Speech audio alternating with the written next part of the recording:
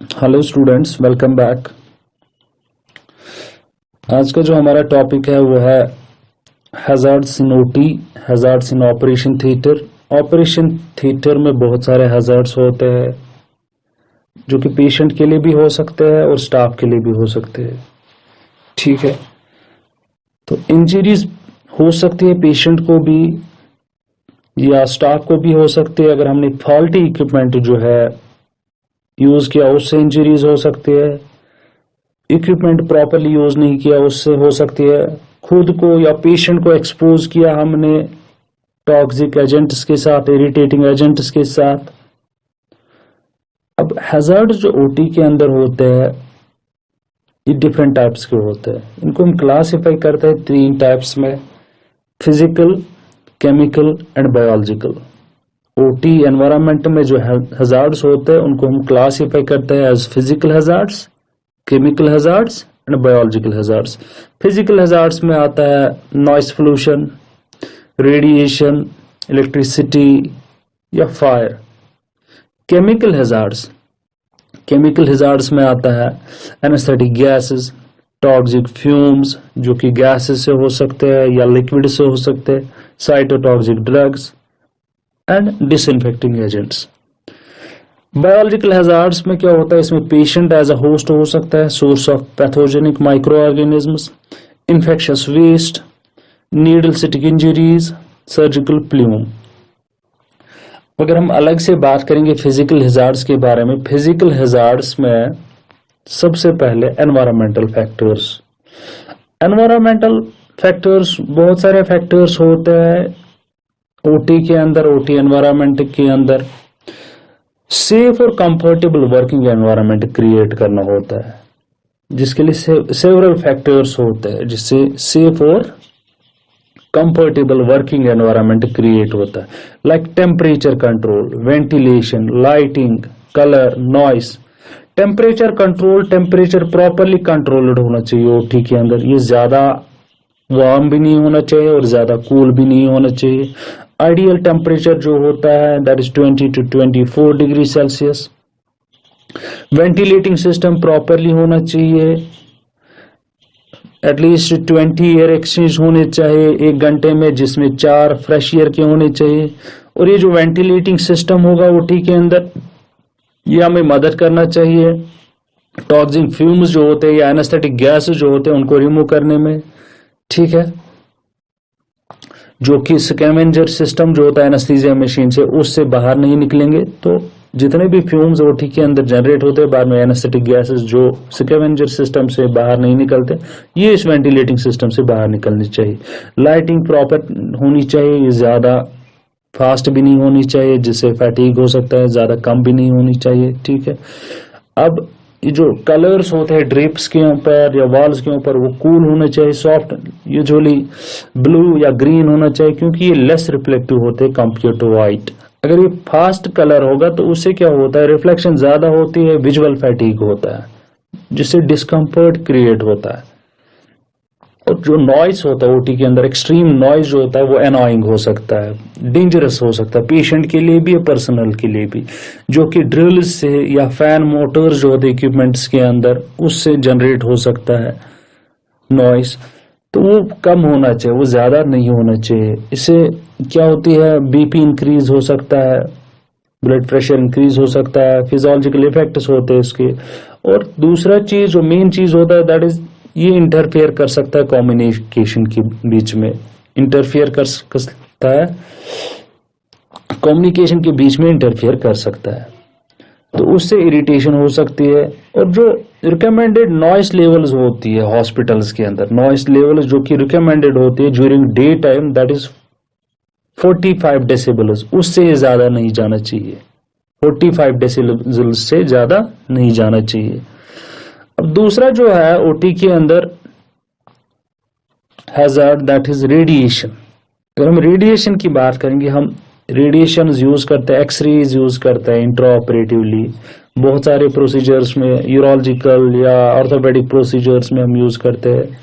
तो उससे क्या हो सकता है, उससे थ्रेट हो सकता है, उससे इंजरी हो सकती है, लाइक उससे कैंसर हो सकता है अगर कंटिन्यूस एक्सपोजर हो जाए, कैटरेक्ट्स, बोन मैरो इंजरी, बर्न्स हो सकती है, टिश्यू नेक्रोसिस, स्पॉन्टेनियस एबॉर्शन हो सकती है।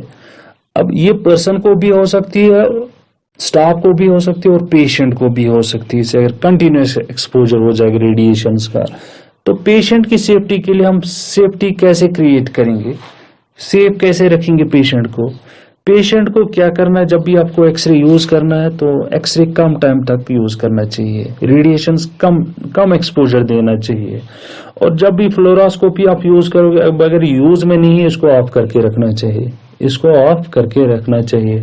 और ड्यूरिंग सर्जरी के बाद अगर आपको काउंटिंग प्रोसीजर में इनकरेक्ट काउंट आ रहा है, कोई आइटम मिसिंग है, सबसे पहले आप दूसरे मेजर्स ट्राई करो जिससे आप इसको ढूंढने में मतलब ट्राई करो कि अगर नहीं मिल रहा है लास्ट में एक्सरे यूज कर सकते हो, लेकिन आपको पहले ही एक्सरे यूज नहीं करना है इसको डिटेक्ट करने में, इसको ढूंढने में, मिसिंग आइटम को लोकेट करने में।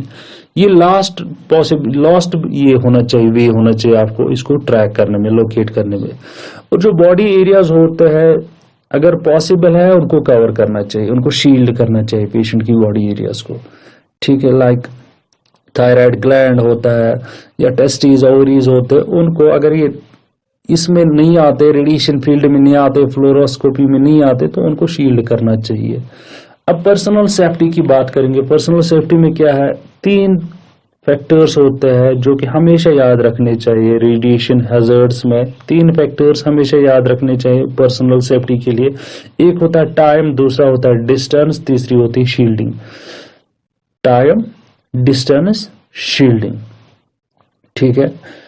अगर हम टाइम की बात करेंगे, ओवर एक्सपोजर या अननेसेसरी एक्सपोजर अवॉइड करना चाहिए। ओवर एक्सपोजर या अननेसेसरी एक्सपोजर जो होता है वो अवॉइड करना चाहिए। और कुछ प्रिकॉशंस लेनी होती है जब भी आप रेडिएशन यूज करते हो ओटी के अंदर। सबसे पहले अगर आपको लग रहा है पेशेंट केयर पर्सनल जो होता है उसको रोटेट करना चाहिए जिसमें रेडिएशन होती है किसी और पर्सन के साथ, या स्टाफ मेंबर्स जो कि प्रेगनेंसी में है उनको अवॉइड करनी चाहिए।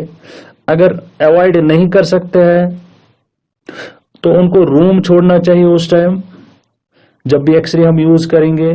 अगर प्रेग्नेंट स्टाफ है ओटी के अंदर, प्रेग्नेंट फीमेल स्टाफ है ओटी के अंदर, उनको ये जो रेडिएशंस होती है उनसे अवॉइड करना चाहिए। अगर पॉसिबल है तो वो रूम के बाहर ही जा सकते हैं, ठीक है। और मशीन्स जब ये यूज में नहीं होती उनको ऑफ करके रखना चाहिए, इनको ऑफ करके रखना चाहिए। अब अगर हम बात करेंगे डिस्टेंस की, डिस्टेंस जो होती है, डिस्टेंस एक हो गया टाइम, ओवर एक्सपोजर या अननेसेसरी एक्सपोजर अवॉइड करना चाहिए, कम टाइम के लिए रहना चाहिए इस रेडिएशन एक्सपोजर में, यूजुअली अवॉइड ही करना चाहिए। और एक्सरे मशीन या फ्लोरोस्कोपी मशीन जो होती है उनको ऑफ करके रखना चाहिए जब ये यूज में नहीं होंगे। अब दूसरा जो होता है डिस्टेंस, डिस्टेंस में अनस्टेराइल टीम मेंबर्स जो कि बाहर इजीली जा सकते हैं उनको बाहर जाना चाहिए, उनको रूम से बाहर जाना चाहिए।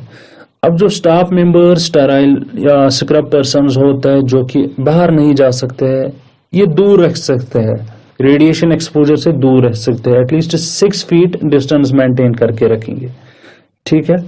6 फीट डिस्टेंस मेंटेन करके रखेंगे। अगर पॉसिबल है वहां पे कुछ शील्ड है तो उसके पीछे रह सकते हैं। तीसरा जो है दैट इज शील्डिंग। थर्ड जो है दैट इज शील्डिंग प्रिकॉशंस में पर्सनल सेफ्टी में तीसरा पॉइंट जो है, तीसरा फैक्टर जो है वो है शील्डिंग। सबसे पहले आपको क्या करना है, लेड एप्रन्स लगाने होते हैं जिनकी थिकनेस एटलीस्ट होनी चाहिए 0.5 mm। लेड एप्रन्स लगाने हैं। अगर स्टेराइल मेंबर्स है जो कि बाहर नहीं जा सकते हैं तो उनको लेड एप्रन लगाना चाहिए गाउन के अंदर, ठीक है। और साथ साथ ये जो होते हैं स्टर्नल कॉलर्स जो होते हैं, थायराइड कॉलर्स जो कि शील्ड्स होते हैं वो लगाने चाहिए ड्यूरिंग फ्लोरोस्कोपी। और 6 फीट डिस्टेंस मेंटेन करके रखनी चाहिए during fluoroscopy, during radiation exposure. तो ये 3 स्टेप्स होते हैं, 3 फैक्टर्स होते हैं जिनसे पर्सन की सेफ्टी हम मेंटेन करके रखेंगे। कुछ प्रिकॉशंस होते हैं ड्यूरिंग रेडिएशन एक्सपोजर। एक होता है टाइम, दूसरा होती है डिस्टेंस मेंटेन करके रखनी है, तीसरी होती है शील्डिंग, लेड एप्रन्स लगाने होते हैं। अब नेक्स्ट जो है इसके बाद फिजिकल हजार्ड्स में अगर तीसरी बात करेंगे हम, वो होती है इलेक्ट्रिसिटी। इलेक्ट्रिसिटी जो होती है ओटी में हम बहुत सारे इलेक्ट्रिकल इक्विपमेंट्स यूज करते हैं, लाइक लेजर यूज करते हैं, इलेक्ट्रोसर्जिकल यूनिट यूज करते हैं। तो इनसे पेशेंट को अगर हम प्रॉपरली यूज नहीं करेंगे, इलेक्ट्रोसर्जिकल यूनिट जो कि हमने ऑलरेडी पढ़ा है, तो उसमें पेशेंट में मोनोपोलर में इनएक्टिव डिस्पर्सिव इलेक्ट्रोड होता है, पेशेंट रिटर्न इलेक्ट्रोड होता है। अगर हम वो प्रॉपरली कनेक्ट करके नहीं रखेंगे तो पेशेंट को शॉक लग सकता है, इलेक्ट्रिक शॉक लग सकता है, या इक्विपमेंट्स फॉल्टी होंगे, इक्विपमेंट्स को हमने प्रॉपरली चेक नहीं किया तो उससे पेशेंट को शॉक लग सकता है। तो उसके लिए कौन कौन से सेफ गार्ड्स होते हैं, इलेक्ट्रिसिटी सेफ गार्ड्स जो होता है, जब भी हम इलेक्ट्रिकल इक्विपमेंट्स यूज करेंगे तो कौन कौन से सेफ गार्ड्स होते हैं। जितने भी इलेक्ट्रिकल इक्विपमेंट्स होते हैं जिससे पर्सन की भी सेफ्टी है और पेशेंट की भी सेफ्टी, जिसमें पर्सन की भी सेफ्टी है और पेशेंट की भी सेफ्टी है। तो जब भी आप इलेक्ट्रिकल इक्विपमेंट्स यूज करोगे, सबसे पहले आपको क्या करना है, ये इक्विपमेंट्स प्रॉपरली चेक करने हैं। इनके जो कॉर्ड्स है वो कहीं पे कट मत है, पावर कॉर्ड्स वो चेक करने प्रॉपरली फंक्शनिंग है या नहीं है, जहां पे हमने ये कनेक्ट किया स्विचेस वो प्रॉपरली कनेक्टेड है या नहीं है, ठीक है। और लिक्विड्स हमेशा इन इक्विपमेंट्स, इलेक्ट्रिकल यूनिट जो होते हैं उनके ऊपर नहीं रखना चाहिए, क्योंकि अगर लिक्विड उससे स्पिल हो जाएगा तो उससे इंटरनल शॉर्ट सर्किट हो सकता है, ठीक है। और ये जो इलेक्ट्रोसर्जिकल या लेजर यूनिट्स होते हैं, इलेक्ट्रिकल इक्विपमेंट्स होते हैं, ये operating equipments other operating equipments के साथ इंटरफेयर कर सकता है। लाइक हमारे पास मॉनिटरिंग डिवाइस होते हैं, उनसे दूर रखना चाहिए, मॉनिटरिंग डिवाइस से दूर रखना चाहिए। और इक्विपमेंट्स प्रॉपरली ग्राउंडेड होने चाहिए। मशीन जो होती है, जब भी आप कनेक्ट करोगे प्लग में मशीन कनेक्ट करोगे, इलेक्ट्रिकल प्लग जो होता है, इस मशीन को आप सबसे पहले ऑफ करके रखोगे, तब आप कनेक्ट करोगे। और अनप्लग करते समय भी इसको पहले ऑफ करोगे तब निकालोगे। अब जब आपको रिमूव करना होता है तो उस टाइम आप पावर कॉर्ड जो होता है, इसकी केबल जो होती है, उसको नहीं खींचोगे, बल्कि प्लग को खींचोगे, जो इसका प्लग होता है उसको खींचोगे। तो इससे क्या हो सकता है, अगर आप पावर कॉर्ड को, वायर को खींचोगे तो उसमें वायर ब्रेक हो सकती है। और जितने भी इलेक्ट्रिकल इक्विपमेंट्स होते हैं इनको रेगुलरली इंस्पेक्ट करना चाहिए। बायोमेडिकल इंजीनियर जो होता है, बायोमेडिकल डिपार्टमेंट जो होता है, इनको रेगुलरली चेकअप करवाना चाहिए, इंस्पेक्ट करवाना चाहिए, ठीक है। तो इससे इलेक्ट्रिकल हैजार्ड्स, पेशेंट पे शॉक लग सकता है, पर्सन को शॉक लग सकता है, वो हम प्रिवेंट कर सकते हैं। और नेक्स्ट जो होता है फिजिकल हैजार्ड्स में, तो फायर एक्सप्लोजन, फायर लगने के चांस होता है। तो फायर किस चीज से एक्सप्लोजन, ये कॉम्बिनेशन होता है, result as a result of combination of factors. इसमें 3 फैक्टर्स होते हैं जिससे फायर लग सकता है। एक होता है फ्यूल, दूसरा होता है इग्निशन सोर्स और तीसरा होता है ऑक्सीजन। जब ये 3 चीज एक ही जगह होगा तो वहां पे फायर या एक्सप्लोजन होने के चांसेस होते हैं। अगर हम फ्यूल की बात करेंगे, ओटी में फ्यूल सोर्स कौन सा होता है, फ्लेमेबल गैस हम यूज करते हैं, वेपर्स या लिक्विड्स हम यूज करते हैं, लाइक इथिलीन ऑक्साइड, अल्कोहल, ठीक है, या बाउल जो होता है, बाउल गैसेस होते हैं, वो सोर्स हो सकते हैं, फ्लेमेबल होते हैं। तो फ्लेमेबल एजेंट्स में एनेस्थेटिक मशीन्स या एनेस्थेटिक मशीन्स और जो गैसेस लीक होते हैं वो हो सकते हैं। फ्लेमेबल एंटीसेप्टिक सॉल्यूशंस हम यूज करते हैं, अल्कोहल हम यूज करते हैं। तो